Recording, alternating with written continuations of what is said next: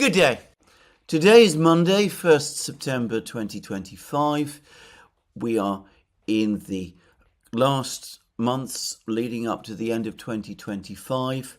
The special military operation continues. There's been more news about deteriorating situations for the Ukrainians in Pakovsk and Kupiansk, which I shall turn to shortly. But in the meantime, Vladimir Putin and other world leaders continue with their meeting in China, in Tianjin. The chair of the meetings is, of course, President of China, Xi Jinping, and the meetings are taking place under the umbrella of the Shanghai Cooperation Organization. And Putin has made comments and has had meetings with Xi Jinping, and Putin has also had meetings with Modi, and Modi and Xi Jinping have also met, and Putin has met President Erdogan of Turkey, and also, interestingly, Prime Minister Pashinyan of Armenia. And there is likely to be a series of meetings in which the Iranian President Pezeshkian, who's also attending, will also be participating too. So a whole series of meetings and many discussions. Yesterday, as I said over the course of my program, there was a banquet, a joint declaration has been published, and there are now some agreements and moves between the various leaders to agree on a way forward. The key thing to say about this meeting, the meeting as it is shaping, taken together, is that it moves forward significantly the entire process of, if you like, multipolarism, of integration of economies, or perhaps a more accurate way to describe it, of interaction between economies, away from the historic dominance of the Europeans and of the United States. And it's now clear, as I discussed now in several programs, that the Shanghai Cooperation Organization and BRICS are becoming complementary institutions, and that there is a growing convergence in policy and decisions and membership between these various groups. Now, for the moment, the membership is not identical. So Brazil, for example, is a member of BRICS, but it is not a member of the Shanghai Cooperation Organization, just as South Africa is not a member of the Shanghai Cooperation Organization. I had thought that President Lula of Brazil might be attending this meeting in China, but he has not gone, and it is for that reason, because he is not a member of this organization, the Shanghai Cooperation Organization. Brazil is not a member. But the three major leaders, both of the Shanghai Cooperation Organization and arguably of BRICS also, Xi, Putin and Modi, are members of both. And other countries that are involved in both organizations, like, say, Iran and Vietnam, are also turning up to both meetings. Civil unrest in Indonesia, which I am not going to discuss in this program, kept the president of Indonesia away. He made the entirely correct decision, in my opinion, that it was more important to stay in Indonesia and to deal with the problems there than it was to attend a meeting, even an important meeting, in Shanghai. For the record, I don't think this changes in any way Indonesia's direction, or is going to affect its internal, or these protests are going to affect its underlying internal stability, just saying. But anyway, Indonesia was due to attend this meeting, the Shanghai Cooperation Organization meeting, and of course it is also now a full member of BRICS. So you can see that there is now a growing overlap between these two groups, and I'm going to make a guess that gradually, as the system that is evolving, the multipolar system evolves, we're going to see this overlap grow, and before very long there will be very, very few members, very few countries that are states that are members of one, but which are not states that are members of the other. Now, if we're talking about the Shanghai Cooperation Organization, the key states that are members of the Shanghai Cooperation Organization, but which are not yet members of BRICS, are the Central Asian states. Kazakhstan, Uzbekistan, all of those. The former Soviet republics of Central Asia. But, well, they are clearly part of this growing system. Suffice to say that one of them, the most important by far, Kazakhstan, is a member with Russia of Russia's Collective Security Treaty Organization, Russia's military alliance system established on the territory of the former Soviet Union, which includes Belarus, and which whose meetings incidentally, Chinese officials, including on one occasion Xi Jinping himself, have attended. Other countries in Central Asia are not yet members of the Collective Security Treaty Organization, but several of them, as well as Kazakhstan, are members of the Eurasian Economic Union, the economic bloc, which the Russians are also busy establishing within the territory of the former Soviet Union. And that includes countries like Kyrgyzia and Tajikistan.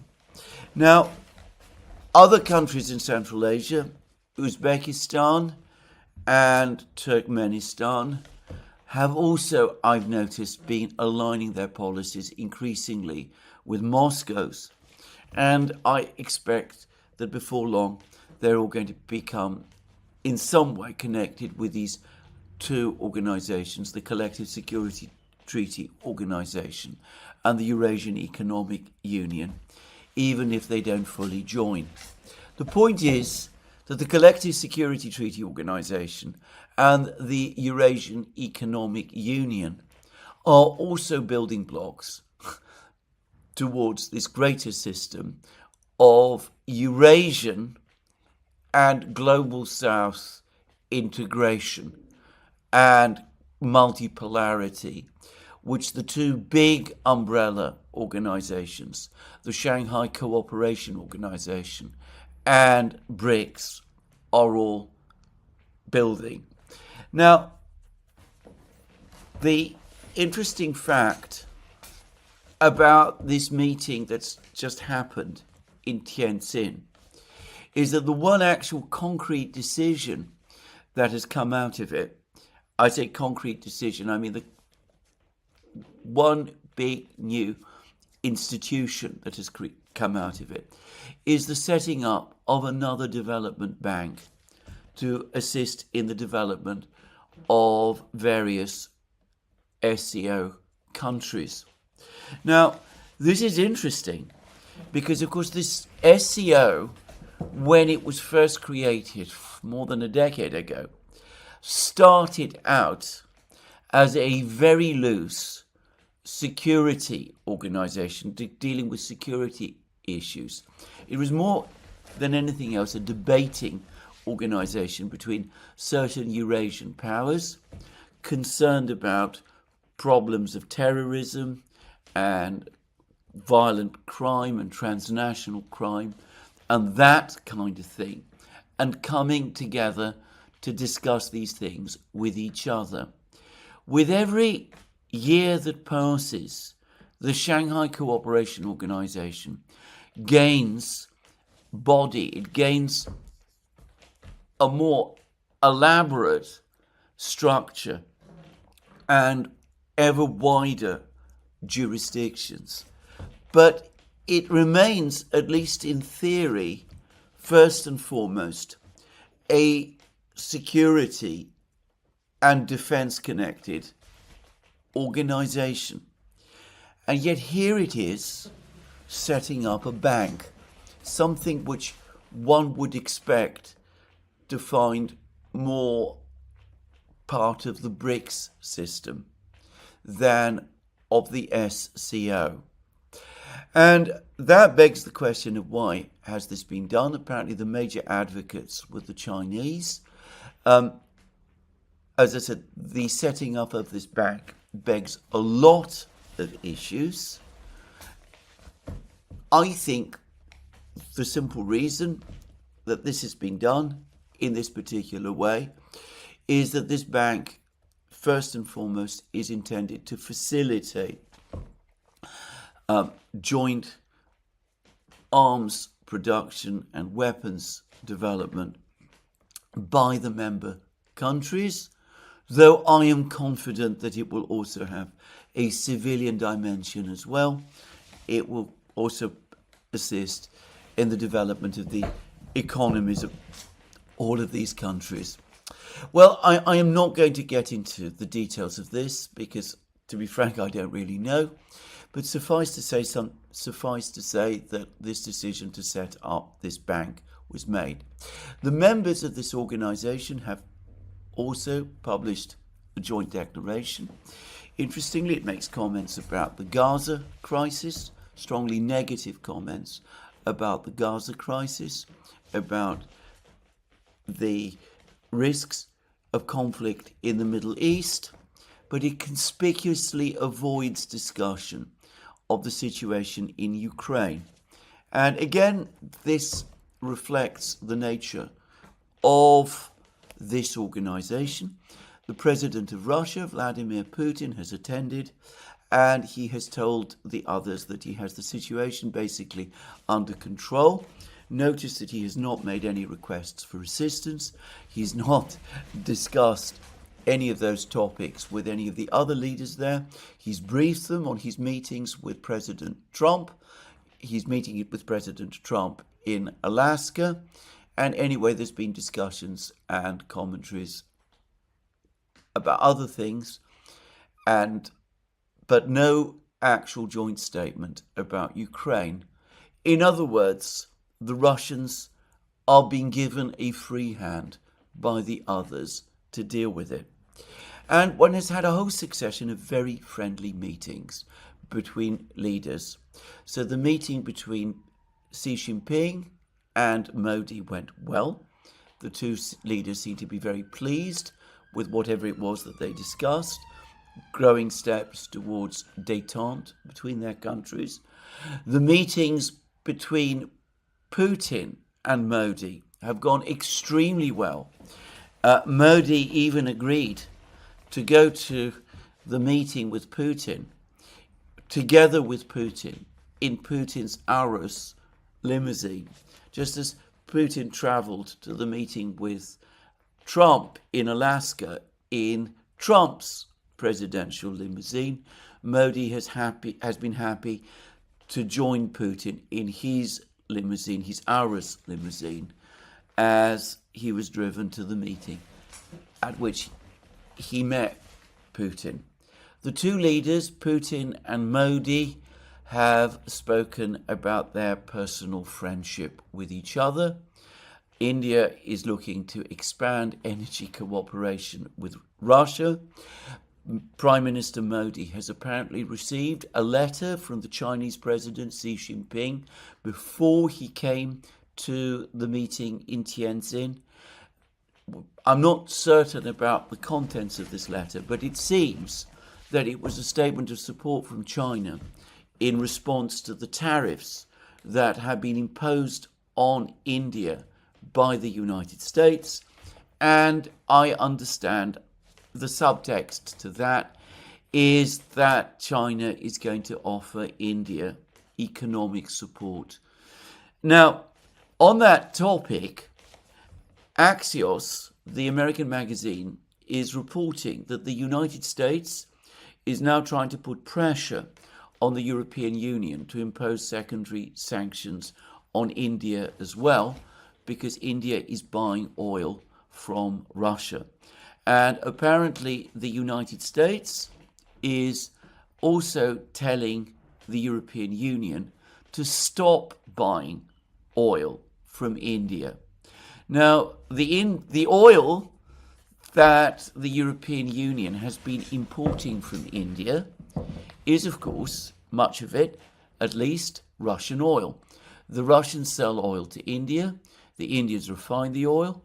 They then sell it on, and it goes to the European Union. On the Duran and in these programs, we've discussed this trade for a long time. The Europeans know all about it, and they've gone happily along with it. And India has made a significant profit out of this trade.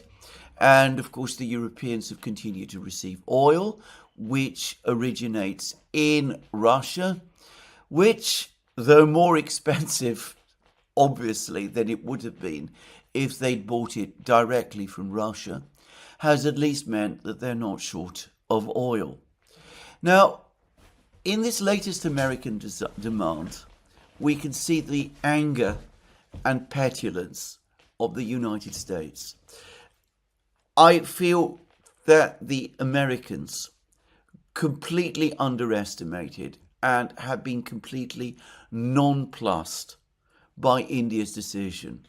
They assumed that when the United States chose to impose additional tariffs on India because it continued to buy Russian oil, they expected that the Indians would climb down and that they would agree to stop buying Russian oil.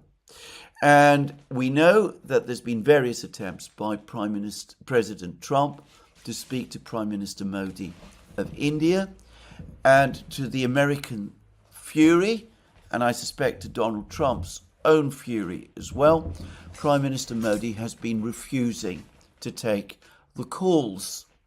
So the Americans are very angry, as they often are when they are defied in this way, and they're now telling their European friends to stop buying the oil from India and to impose secondary sanctions on that country.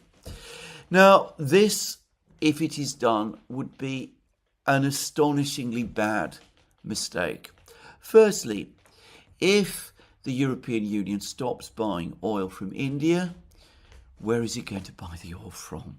They're already taking steps to stop imports of Russian oil. They have been told by the Americans to stop doing it, and they still buy quite a lot of oil and natural gas from Russia, liquefied natural gas from Russia. Grudgingly and reluctantly, more and more European countries, though Hungary and Slovakia remain exceptions, have been quietly moving towards stopping imports of Russian oil. Now, let's say that they do that. They stop buying oil from Russia, supplied to them by India.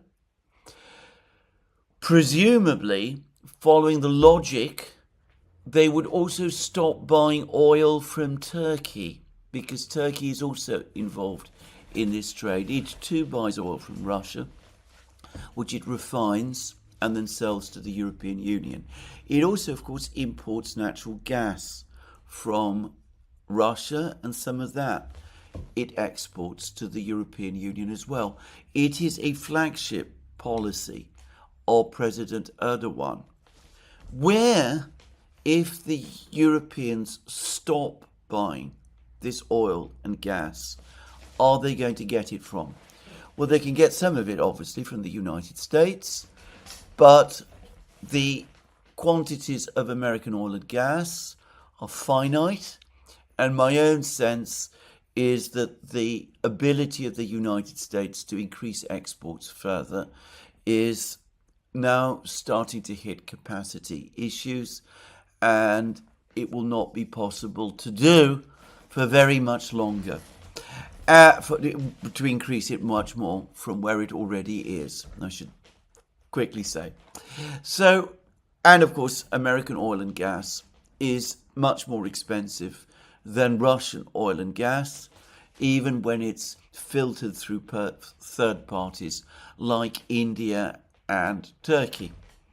So they can buy some oil and gas from the United States, but ultimately they're going to have to make up the difference by buying oil and gas from the Gulf producers, from Saudi Arabia, from Qatar, from the UAE, from Kuwait, from all of those places. And of course, that oil and gas is also in significant demand. And it is very difficult to see how all of these maneuvers taken together, a refusal to buy oil from India and a logical conclusion to refuse to buy oil from Turkey and gas from Turkey, it's inevitably going to lead to a further big spike in energy costs in Europe. This at a time when the European economies are already on the brink of crisis. It seems an incredibly foolish thing to do. But if we follow through with this, if the Europeans are now having to buy oil and gas from the Americans and from the Middle Eastern producers at higher prices because they are denying themselves Russian oil and gas, that inevitably is going to cause an upward push in oil and gas prices. And that's not just going to affect Europe, it's inevitably going to translate back into the United States as well.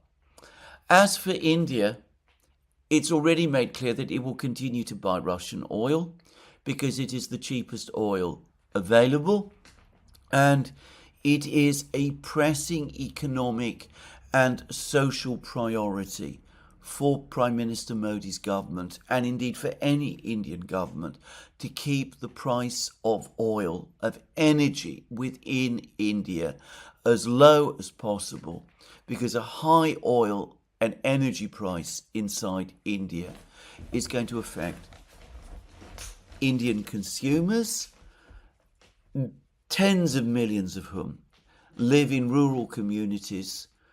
They are Prime Minister Modi's electoral base, and they are deeply susceptible, deeply affected by changes in the price of oil. Nonetheless, as I said, the price of oil will rise, and who will be the beneficiaries? Well, inevitably, the oil producers will be. That will be first and foremost, obviously, the Gulf states, but it will also be Russia, which will remain an oil and energy producer, and which will continue to sell oil and gas in the global energy markets. Quite apart from the fact, though, that getting the Europeans to sanction India in this sort of way is going to have inevitable economic repercussions, both for the Europeans and for the United States. Taking steps like this can only have one effect, which is to outrage India. The Indians are going to be even more angry about this than they already are, and it's difficult to see how that can fail to lead to a deepening of their ties with the BRICS, with the other BRICS states. Notice something else, which is that even as the United States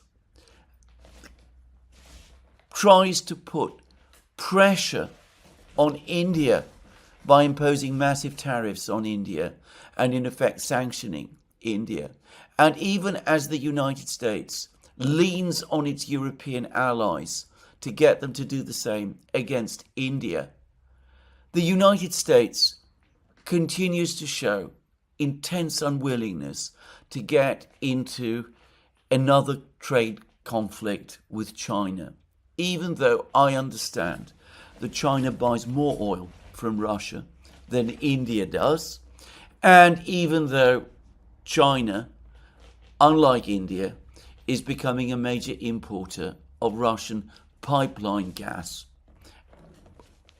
an importer of Russian pipeline gas is going to apparently import more Russian pipeline gas still. Now, the entire basis for the US-Indian rapprochement that began during the presidency of George W. Bush, but waxed further in the time of Barack Obama and Trump himself during his first term. The entire rationale for this was that the Americans and the Indians had a common interest in standing up against China. The Americans, because China was emerging as a superpower rival, coeval to the United States in economic and military power, whereas India, as we all know, has its long history of tensions with China that go back to the 1960s. So the whole basis of this friendship between India and the United States was supposedly the fact that both of these countries, the United States and India, had issues with China. And yet here we have a situation where the United States is imposing what are in effect sanctions against its friend, India, and is trying to get its European allies to impose more sanctions against its friend, India. Sanctions which it is afraid of imposing against their supposed joint adversary, China, because the United States knows that, unlike India, China is in a much stronger position to take countermeasures by denying supplies of rare earths and by doing other things of an economic nature which could cause major problems for the economy of the United States. Does it not occur to the people in the United States? Do they not realize, do they not understand the effect that this is having on India itself, on perceptions of the United States there? It makes the United States, relative to India, look not like a friend and a partner, much less like an ally. It makes the United States look like a petulant bully. And just to underline the point, President Xi Jinping, the host of the SCO meeting in Shanghai, has now made comments in which he's spoken about the importance of all of the states of the Shanghai Cooperation Organization to work together to defend multipolarity, to ensure equitable and just and free movements of goods and trade between their various countries, and to stand up to bullying as well. And it's not difficult to see who Xi Jinping is referring to. And of course, he is not doing this by chance. He is a leader who chooses his words extremely carefully, even more, in my experience, than Vladimir Putin does. Everybody in that meeting in Tianjin knows exactly who that Xi is referring to. And of course, Xi again is addressing his comments about bullying to one particular leader, who is, of course, Modi. So one can see how all of this pressure on India, if it was really intended to peel India away from BRICS, from China, from Russia, is achieving the opposite. It is binding India closer together with China and Russia.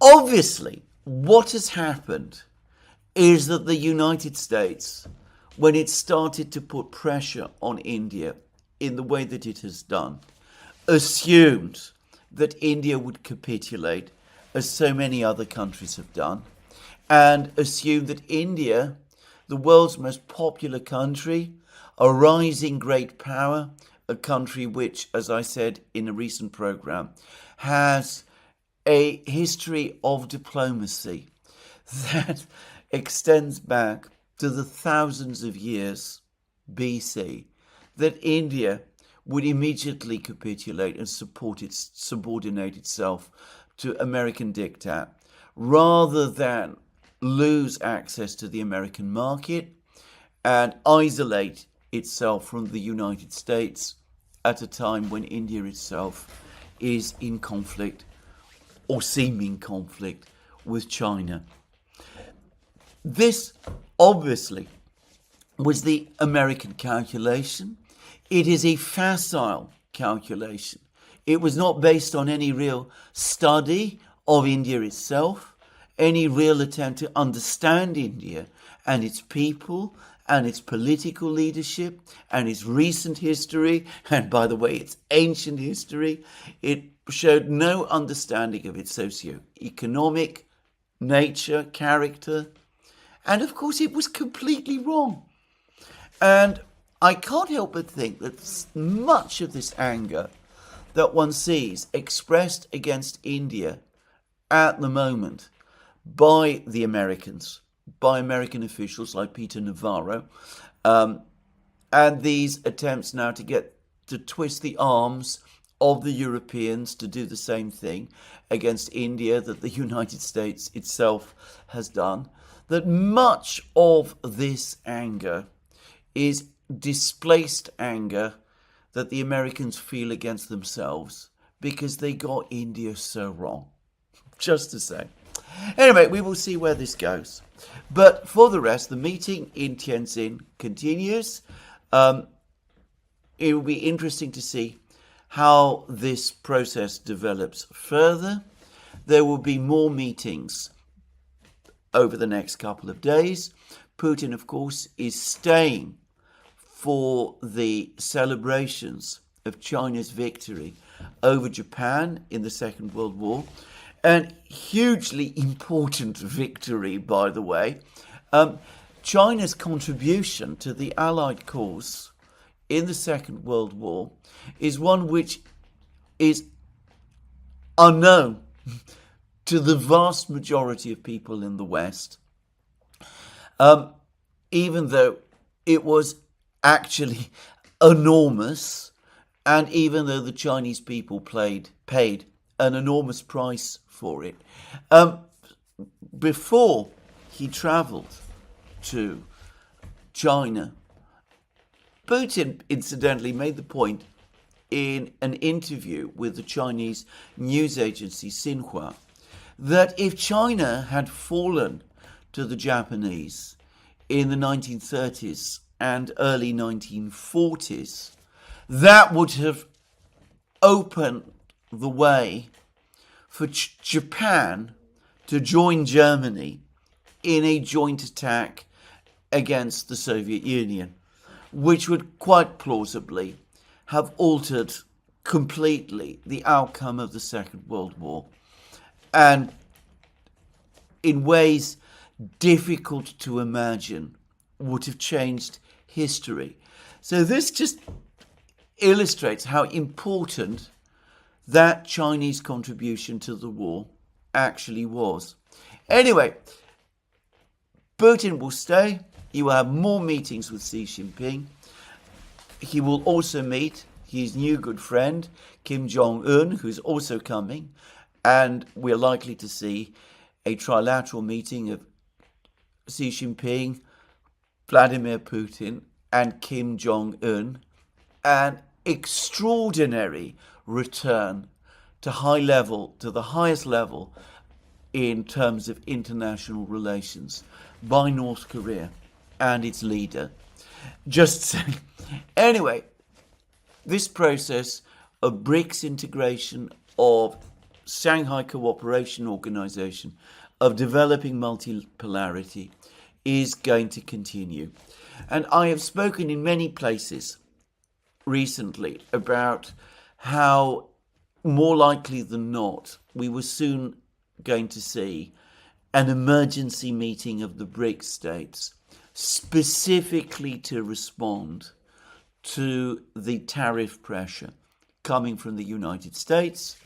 And, well, President Lula of Brazil, who, as I said, is not in Tianjin, has now actually proposed it. And he is chairing the BRICS this year, so it's highly likely that he's taking the first steps to organize precisely that meeting. So there it is. That's what I'm going to say about this meeting in Tianjin that continues to take place. To add, after his trip to China, his further trip to China, Putin will of course return to Moscow, but in December, in a few months' time, in other words, he's visiting India, where he's going to be received by his very good friend, Prime Minister Modi. So one could see how all of the pieces are coming together and how cack-handed diplomacy and coercion by the United States is now intensifying that process. Anyway, that's the meetings, that's what's happening in China.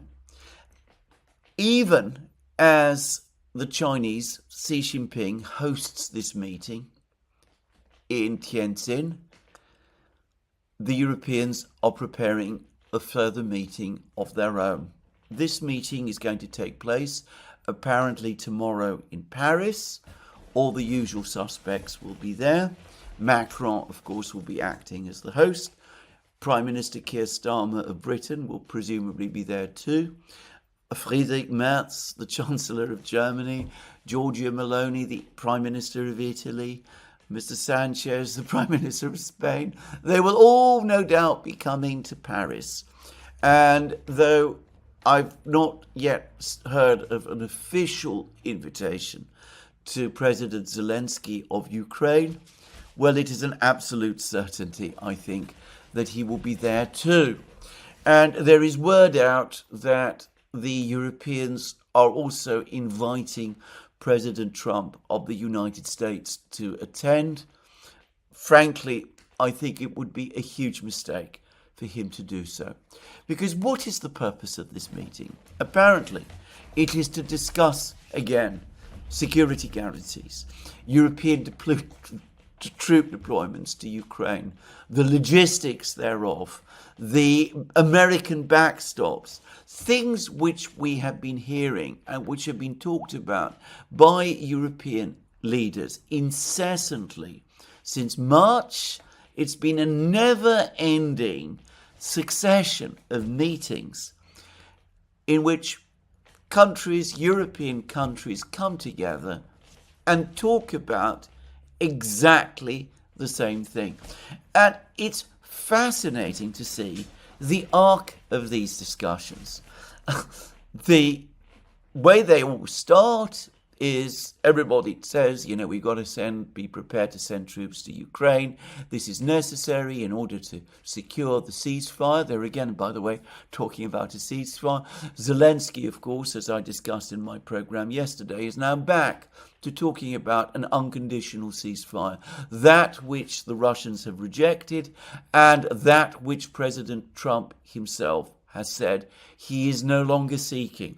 Anyway, they're going to be seeking to enforce the ceasefire by moving troops into western Ukraine, by setting up buffer zones, by getting people to patrol the buffer zones. It's unclear who they are. By getting the Americans to do something. It's completely unclear what that is.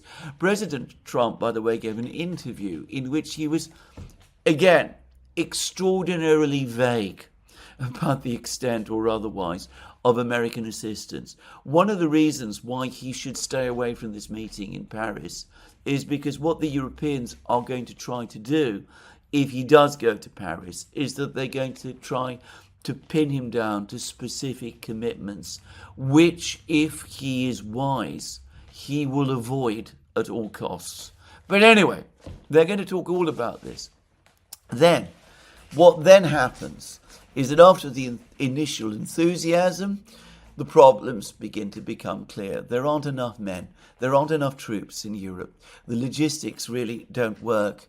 Armour is not to be had.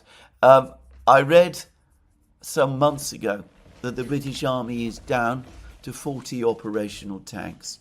I recently did a programme with Daniel Davis on Daniel Davis Deep Dive, and I was there shown a picture from an article which I haven't actually seen, which said that the British Army is down to 25 operational tanks. 25 operational tanks. There are critical shortages of supply of practically everything. And the militaries of Britain, France and Germany are in a deeply depleted state. It's not clear who will go to fill out the numbers in Ukraine. Bild Zeitung is saying that after an internal debate within Germany, the German government has backed off Friedrich Merz's idea of sending troops to Ukraine, though it seems that Friedrich Merz has not given up on it. He's still trying to come up with some way of achieving this objective. Speaking of Merz, he continues to make the most astonishing comments. He says that there's a very quick way of ending the war in Ukraine, that is to stop supporting Ukraine. If Ukraine is no longer supported, the Russians will immediately win. And that will be a bad thing, because if the Russians win in Ukraine, they will turn on some other European country. He doesn't say which one, but they will turn on some other European country, and they will go on doing so until eventually they reach Germany itself. The old domino theory, again, being trotted out once more. The predator. Emmanuel Macron has referred to Putin, Vladimir Putin, as an ogre. Ursula von der Leyen, the EU Commission President, refers to him as a predator. The Russians are apparently hungrily, voraciously seeking to gobble up all of Europe. We must stop them over there, because if we don't, they'll come after us over here. Why they would want to do this? What exactly draws the Russians towards conquering Germany, for example? I mean, an idea which, just expressing it, is so absurd as to make the whole thing seem almost comical. But what it is that would persuade the Russians, why the Russians, other than some mysterious inner drive to expand and subjugate and conquer, something which, by the way, as several people point out, has no actual historical basis. Anyway, what other than that mysterious inner drive is causing the Russians to want to advance across Europe in that way? Nobody ever explains, least of all Friedrich Merz. Merely stating the fact is apparently enough. Anyway, Merz continues to talk about this. He continues to apparently fantasize about sending German troops to Ukraine. He's had to row back on his ideas of reintroducing conscription, but he's apparently going to make it easier in some way for young people to join the German army. I'm not sure what that is supposed to achieve. If they want to join the German army, what prevents them from doing so exactly? Anyway, I'm not going to get into this. But apparently someone in Germany has explained to Merz, presumably within the coalition, that the vast majority of people, at least a clear majority of people in Germany, oppose this, that the German military is in no condition to do this, that it would be massively provocative to the Russians to try. So for the moment, that idea is off.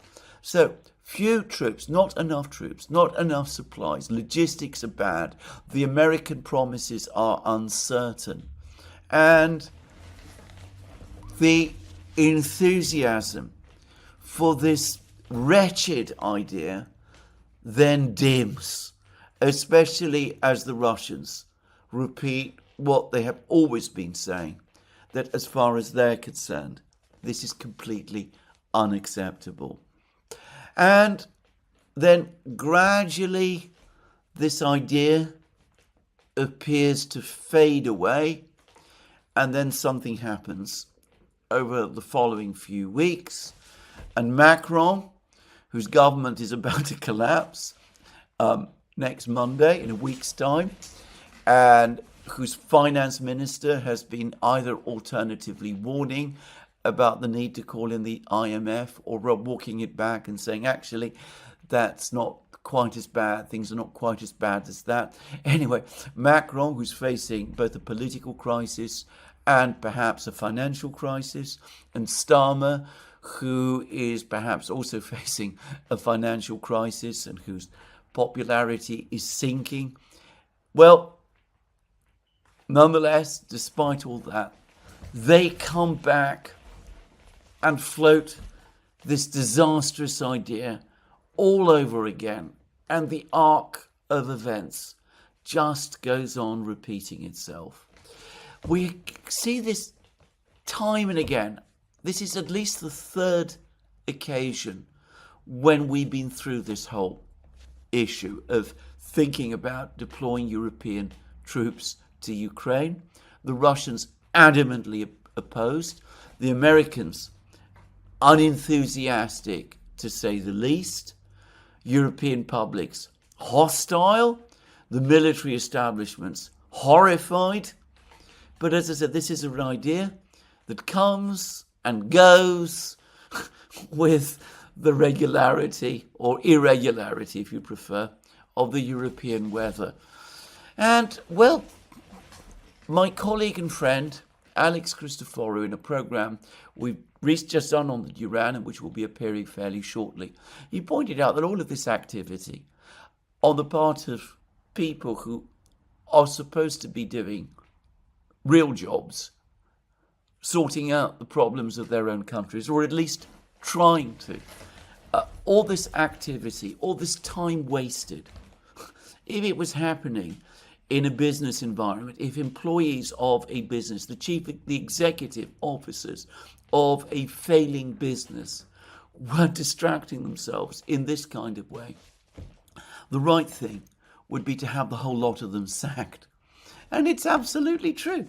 As somebody who has done liquidation work himself in the past, I can absolutely confirm this, that when people who are supposed to be running things in a bankrupt business, and by some measures, the state of Europe today is a bankrupt business, are wasting their time in this fashion, wasting their time and everyone else's, then they are not fit for purpose. I say Europe is essentially in a bankrupt state. There is an article by the indispensable Wolfgang Munchau, again in the centre-left British journal Unheard, which is on this very topic. Europe's deadly debt spiral. Tax rises will only accelerate its decline. And he made the same point that I made, which is that the economic situation in Britain in 1976, when Britain last applied to the International Monetary Fund, was leagues better than it is today. It's absurd to think that the situation today is better than it was then. On the contrary, it is far, far worse. And, well, on the topic of debt, Munchau, in this article, does a deep dive analysis pointing to the unsustainable debt burden which is afflicting Europe, and pointing out that one of the reasons why this debt burden has been growing and growing year after year and is becoming unbearable is because productivity growth across Europe has collapsed. It's collapsed in Italy, in Germany, in France, in Britain, in Spain, in all of the major countries in Europe. And that inevitably means that wages are stagnating or even falling, that debt levels are growing, and as Wolfgang Munchau also points out, there is some academic backing for the view that in such a situation where productivity is low but debt is high, the high debt in the end is inevitably going to reduce productivity growth even further, turning the whole situation into a doom loop. This is not a description of bankruptcy amongst states. I mean, I don't frankly know what is. If you want to read the article yourself and to get a sense of what Munchau is talking about, to repeat again, its title is Europe's Deadly Debt Spiral. Tax rises will only accelerate its decline. Anyway, don't talk about that. Don't discuss what can be done to resolve these problems. Europe remains a rich continent in many respects. If European leaders actually decided to grasp the nettle and to think seriously about what they could do to change the situation in Europe, perhaps, for example, to revisit the wisdom of moving forward with economic and monetary union within the European Union, with the euro, in other words, well, perhaps quite a lot could be done. But of course they don't want to do that. They don't want to address these problems. So instead they talk about Ukraine. They talk about new troop deployments. They're going to have yet another meeting to discuss this. It's going to happen in Paris. Zelensky will be there. He will be talking about the need for further sanctions against Russia because that's all he ever talks about. He talks about that incessantly. And of course, he will be talking about the other thing that he always also invariably talks about. He will want more money. He will want the bankrupt Europeans to give him more money. He will want the bankrupt Europeans to spend more money buying weapons from the United States, which doesn't have the weapons to sell, just saying. But he's going to demand that too. He's going to want this incessant money flow to go on pouring eastwards to Ukraine, where it all vanishes. Because all that vast flow of money that Ukraine has been on the receiving end of, not since 2022, but since February 2014, what has it produced? Ukraine remains the poorest country in Europe. It was that before the start of the special military operation. Its industries continue to be run down, and it is losing on the battlefield. But Zelensky will be there. He will be talking the same story, the same narrative as always. In my program yesterday, I discussed the information that General Gerasimov, the chief of the Russian General Staff, has provided about the situation on the battlefronts. Zelensky, entirely predictably, has said that all the things that Gerasimov said was lies. He says that he's had meetings with General Syrsky, the Ukrainian military chief, and General Syrsky confirms that what Gerasimov said were lies. All of these things are lies. They are untrue. The latest narrative, which is all over the media in the West, by the way, is that it is simply not the case that the Russians are winning. It is not the case that they are advancing in Ukraine. This is all misrepresentation. It's distortion. It's fantasies that the Russians are peddling. Ukraine continues to hold its own. All reports, all information you receive, including presumably from Ukrainian bloggers, including from people like Marina Berlinskaya and Mariana Bezuglaya and people of that kind, and Yuri Butusov, and all of those people who are expressing concerns about the situation on the battlefronts. Korotich, the former official of the Azov brigades. All of this is wrong.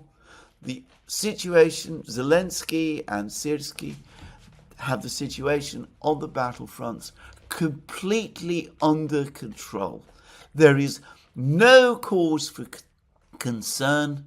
The only way that things might fail is if the money flow from the West stopped. If the West stopped providing funding to Ukraine, if the West stopped providing weapons to Ukraine. And Zelensky also offers further hopes. He says that he's got miracle weapons that are going to change the war. He's going to launch deep strikes against Russia. He has, of course, been launching deep strikes against Russia for some time. He's had drone strikes against Russian oil refineries.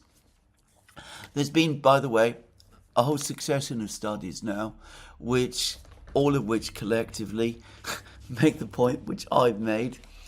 You can find a program also which we did on the Duran with Stanislav Kaprivnik, which we've discussed this issue, that the attacks on the refineries in Russia are having far less of an effect on the Russian economy, on the gigantic Russian energy sector, than some people in the West believe.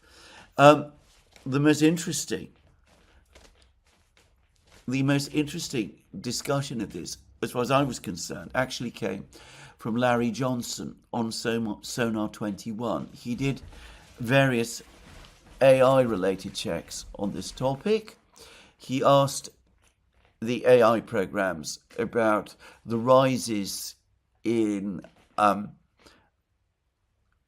gasoline prices in Russia in August, and the program came back and said that these were caused by the attack on the refineries. And then he asked the AI program about this really actually rather similar rises in gasoline prices that took place earlier in the year in Russia. And surprise, surprise, the AI program came back and said that this rise was not significant and was largely the result of inflation, wider inflation. Anyway, suffice to say, this story about the success of the drone strikes on the refineries is wildly overstated. Anyway, to continue. Zelensky comes back. He talks about drone strikes. He talks about deep strikes. The Americans, by the way, perhaps very unwisely, Matthew Whitaker, the US ambassador to NATO, has actually confirmed that the Americans are now providing some level of intelligence assistance to the Ukrainians in order to enable them to carry out these strikes.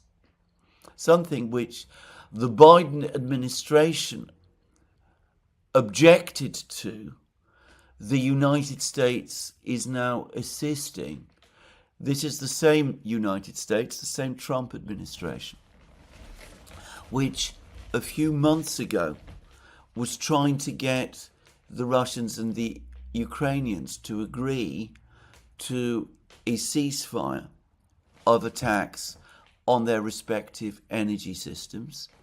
The Russians, for a time, agreed. The Ukrainians did not. They've escalated their attacks on the Russian energy system. Refineries are part of an energy system. And the Americans are facilitating it. Just see that. Just take a step back and think about that. Anyway, Zelensky now talks about missile strikes, and presumably what he's talking about now is the Flamingo. I think people now have gradually come to accept that the Iran missile that we were hearing so much about a few days ago, that the United States was going to provide, that it doesn't in fact exist, and that it probably will not appear in significant numbers in Ukrainian arsenals, well, perhaps for years, and that's assuming that there is still a Ukraine by that time. But anyway, this missile is presumably the Flamingo, this huge, bulky missile resembling a V1 missile of the Second World War, is going to be launched apparently against targets in Russia. Of course, Zelensky was saying at one point that the missile offensive against Russia was going to begin at the end of July, and of course it didn't. Now he's saying that it's imminent, that the plans have been drawn, and it will happen fairly soon. I strongly suspect that the Russians have full information about this missile program. There was an article about it today in TASS. The article claimed that the missile in question is actually a missile developed in the Emirates by a British company, presumably for sale to countries in the global south, that it's relatively easy for the Ukrainians to assemble on Ukrainian territory because it uses mostly off-the-shelf parts. So you don't need a proper factory and production line to produce them. And anyway, one way or the other, this is another system in that long line of miracle weapons that the Ukrainians and their Western friends have touted, which is going to change the balance of the war, except, of course, it won't. And we're going to go through the tedious ritual of listening to all of this all over again when Zelensky turns up in Paris. He's going to insist again that Ukraine must have an unconditional ceasefire. He's going to go back on what Putin and Trump agreed with each other, or rather he's going to try and cancel what Putin and Trump agreed with each other in Alaska, that there should not be, before a final settlement of the conflict, an unconditional ceasefire. He's going to insist again on an unconditional ceasefire. He's going to talk again about deep strikes against Russia. He's going to demand more money. He's going to demand more weapons. The Europeans are going to embrace him. They're going to hug him. They're going to say what a great leader of Ukraine he is, how he is the heroic leader of a heroic nation fighting the ogre, Putin, and his hordes. They're going to say all of that. They're going to make the same demands for what they call a just peace, which is in effect for Russia's complete capitulation. And they are going to insist on giving Zelensky all of the things he wants, more money, more weapons, to keep the war going. Now, Axios has said, and I discussed this yesterday, that the Americans have suddenly, some people in the administration, have suddenly twigged to the fact, or we're asked to believe that some people in the administration have suddenly twigged to the fact that the Europeans are not really looking for ways to end the war at all. That the United States continues in many respects to bear the burden of the war. Bizarrely, it's bearing the burden of the Indian tariffs, which is one of the reasons why the Europeans, who are the ones who are buying oil from India, not the United States, why the Europeans must impose tariffs on India. So we have this victimhood narrative from the Americans also, as they push the Europeans to do something again, which would be suicidal, economically speaking, to themselves. Anyway, the Americans, listening to all of this, one senses becoming increasingly frustrated by this whole process, exasperated that they don't seem able to break the link and to extricate themselves from the war.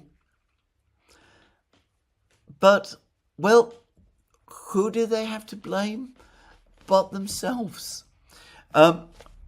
Logically, if the United States simply wanted to end its involvement in the war in Ukraine, if it wanted to stop the unending arms flow and money flow to Ukraine, what prevents them? What prevents them, realistically, from walking away? The Europeans and the Ukrainians might, in that case, finally come to their senses and do that which they ought to have done years ago, which is negotiate with the Russians and send representatives to Moscow and start to address Russian concerns. But no, the Americans won't do that. The president is boxed in by Lindsey Graham and Richard Blumenthal in the Senate and all the others in the Senate. They want the president to impose 100% tariffs on Russia's trading partners. The United States has now imposed 50% tariffs on India. It's had a disastrous effect. It's pushed India closer to China and Russia.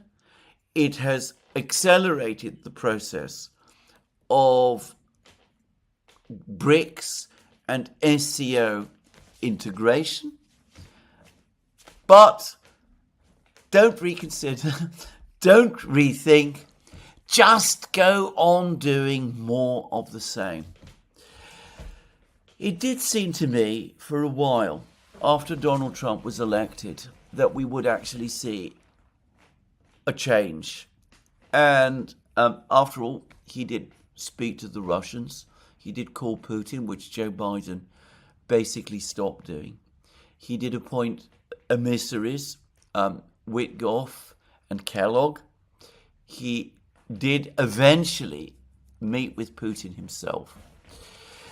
But until there is a final decision made in the United States to end this thing, by which I mean there is a final decision in the United States to cut the link, to walk away, it's difficult to see how things can change.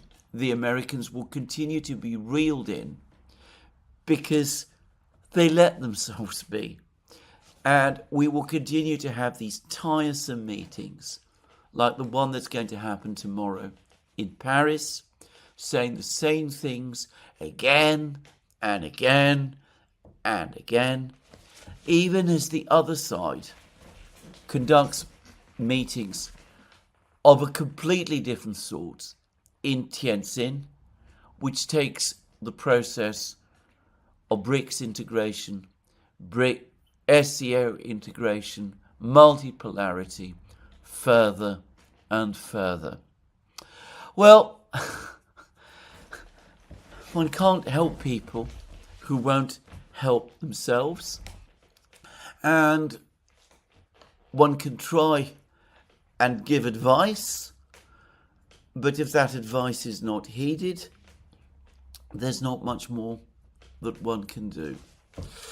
Anyway, Let's now turn to the military situation. As I said in my program yesterday, General Gerasimov, the chief of the Russian General Staff, has given an overview of the military situation in Ukraine. Zelensky has vehemently challenged what Gerasimov says, but the evidence appears to be bearing out much of what Gerasimov said is true. Now, there's been a flag which has been shown, a Russian flag in Kupiansk. I'm not going to devote any time to that. It might show an actual Russian advance. But one of the things we've learned over the past 2 years is that it's actually possible to plant flags with drones, and that doesn't really mean anything. And the Ukrainians do this, and the Russians do it. And a flag without a soldier really doesn't tell us anything. But elsewhere, the situation for the Ukrainians is continuing to deteriorate. And the major deterioration appears to be happening in the Pakovsk area. Now, yesterday, as I said, after Gerasimov claimed, I'm going to stick with the word claimed, that the Russians indeed do have troops, have consolidated their positions in the breakthrough area, and have troops west of the supply road that passes through Rodinska and Belitskaya into Pakovsk, and have reached the outskirts of the village of Grushinya, well to the west, effectively cutting all the main roads. Well, after that, the Ukrainians announced that they'd conducted a successful counterattack, that they'd recaptured the village of Vladimirovka next in the breakthrough area, the village which the Russians had captured a short time before. They provided no video footage to confirm any one of these claims. Of course, it doesn't mean that the claims aren't true. Probably there is fighting going on in these places. The Ukrainians might even have recaptured Vladimirovka. I'm not saying that they haven't, by the way. But it's clear that whatever Ukrainian counterattack the Ukrainians carried out yesterday, perhaps in response to Gerasimov's presentation, as of today, there is no evidence that it has changed the situation overall in the Pakovsk area in any significant way. On the contrary, the information we have received this morning is of further Russian advances inside Pakovsk itself, and some of this information, incidentally, is coming from the Ukrainians themselves. So it looks as if the Russians have managed to cut the E50 road. Now, this has been discussed on many occasions. This is the road that passes through Pakovsk from the west, that goes ultimately all the way to the city, through the city of Pavlograd, to the great city of Dnipro on the Dnieper. It looks as if the Russians have indeed cut the E50 road. They may be very close to the E50 road in the Grushinya area, and if they've indeed captured Udachne, as I believe, by the way, and have advanced towards the Pakrovska mine south of the E50 road, they might have cut the E50 road northwest of Pakrovsk, outside Pakrovsk itself. But the word now is that they have successfully cut the E50 road within Pakrovsk, north of the Troyanda micro-district, and with the result that the Ukrainian forces in the main micro-district to the southeast, the so-called Citadel area, are indeed cut off from resupply. And there are also reports that the Russians are pushing further north beyond the E50 road.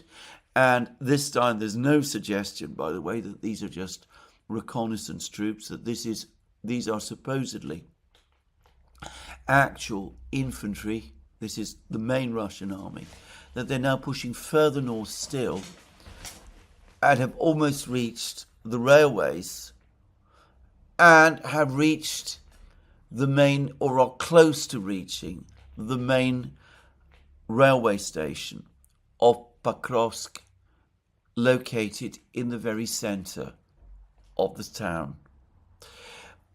All of which, if true, would mean that the Ukrainian forces in southeast Pakovsk are indeed trapped in a cauldron. Now, the thing to say about these reports is that they appear to be corroborated from Ukrainian reports as well. And they are consistent, by the way, with video footage from Pakovsk that I have been seeing over the last couple of days. Now, I mentioned some days ago when we stopped getting news from Pakovsk that this perhaps pointed to further Russian advances in the Pakovsk area. Then video footage appeared which showed fighting taking place in the Citadel area, the southwest micro-district, and heavy explosions pointing to Russian advances in central Pakovsk. And, well, now we have the reports that the Russians are indeed very much in the centre of Pakovsk, that they have indeed cut the E50 road, that they have almost reached the railways and almost reached the main railway station, which, by the way, is likely to be a heavily defended position. Railway stations are natural fortified positions in an urban battle. So I'm not saying that the Battle of Pakovsk is going to end tomorrow. There are suggestions that the Ukrainian defences south of the railway, in the territory of what would be about 60% of Pakovsk, is about to collapse. I think that is going too far, but it's clear that the situation is deteriorating every hour. And, well, over the course of the last couple of hours, the Russians have said that their sabotage and reconnaissance groups are indeed operating inside Mirnograd. This is the big industrial suburb immediately to the east of Pakovsk. And there's an accumulation of reports from Russian channels, including Redovka, that the Ukrainian counterattack that was launched in the southern area of Novoekonomichny has failed, and has failed disastrously. So anyway, this is, I suspect, at the moment, the main battle. The Russians, according to Gerasimov, have now taken strong positions immediately to the east of Kramatorsk, further to the north, and they seem to be working towards encircling Konstantinovka as well.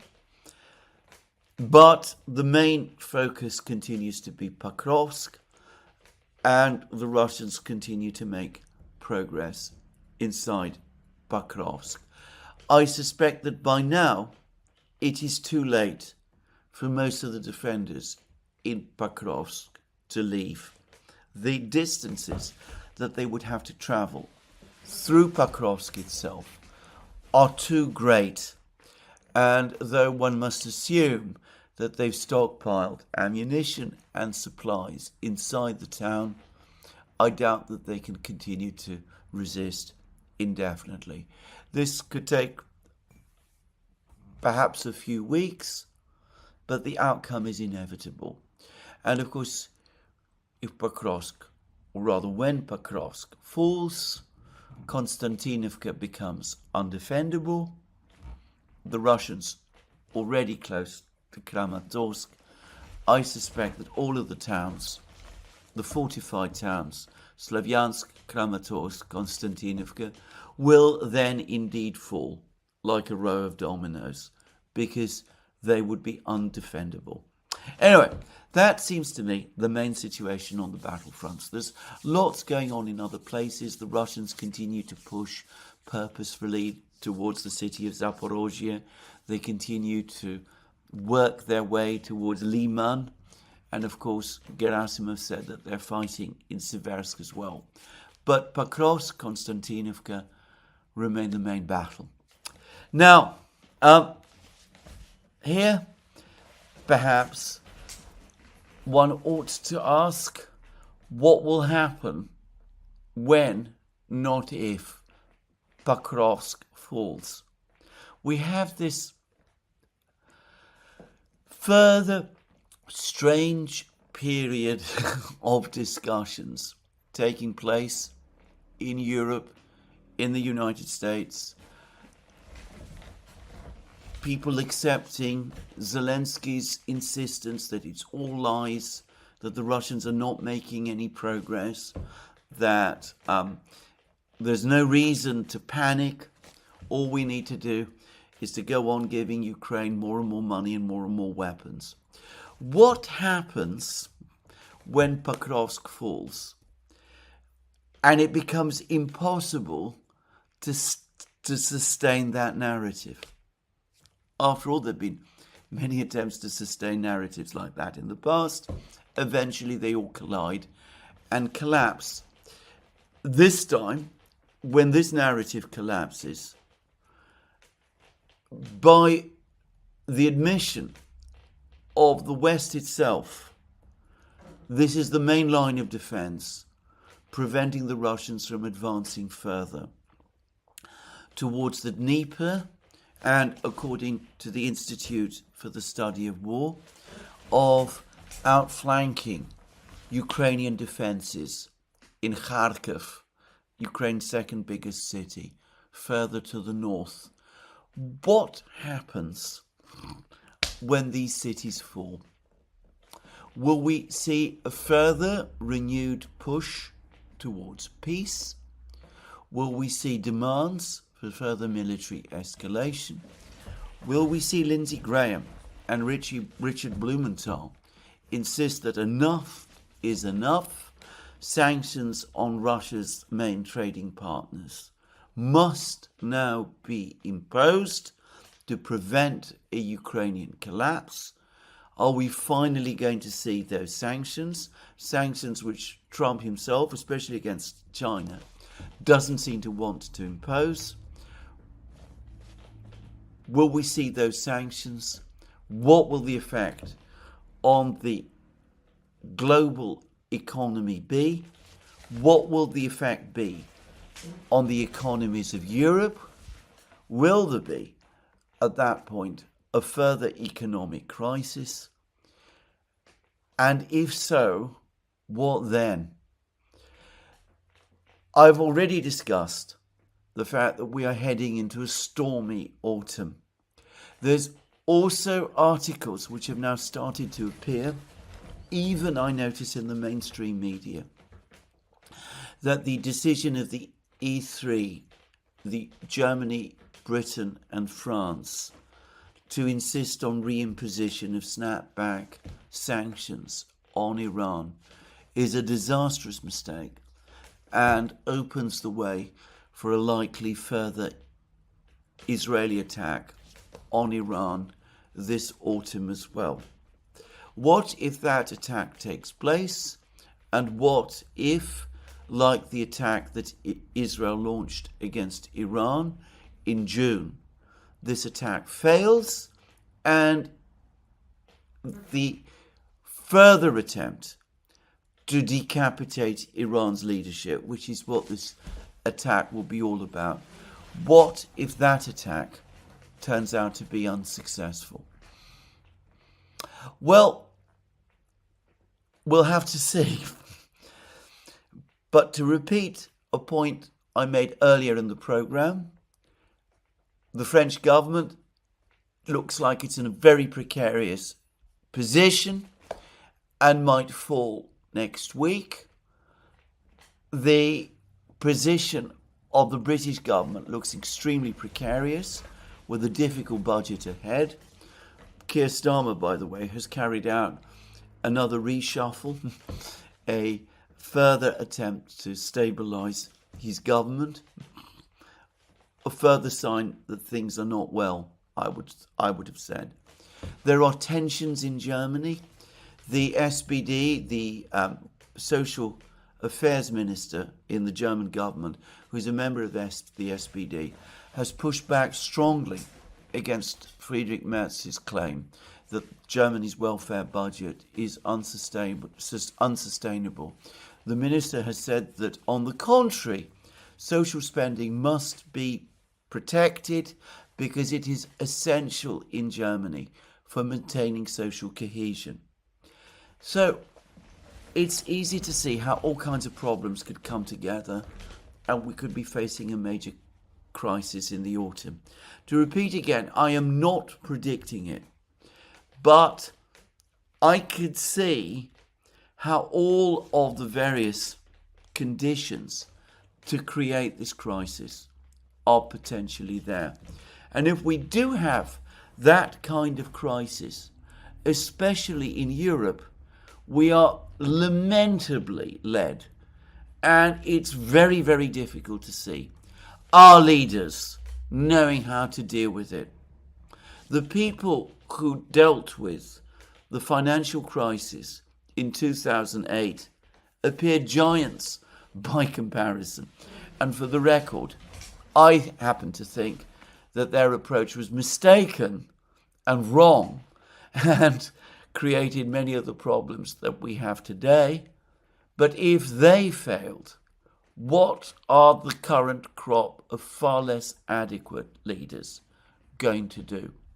Well, we will have to wait and see.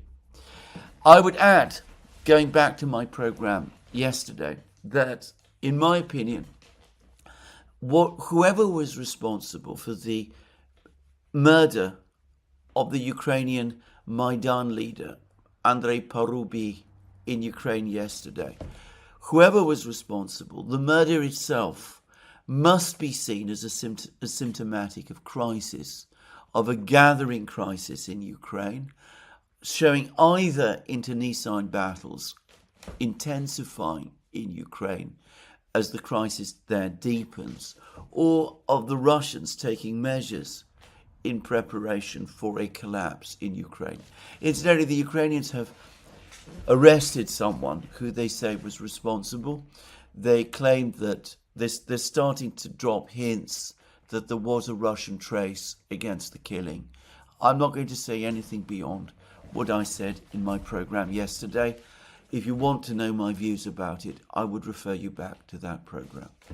But anyway, in the meantime, as I said, the leaders of Europe making no preparations for any crisis in the autumn at all. On the contrary, taking action like the invocation of the snapback sanctions against Iran, which looked to be calculated to make the situation worse, and talking about the same old, failed, discredited plans about Ukraine in one of their endless series of summit meetings, which we have heard so often before. To me, I have to say, all of this activity, and I agree completely with Alex Christoforou, it is activity, it is not action.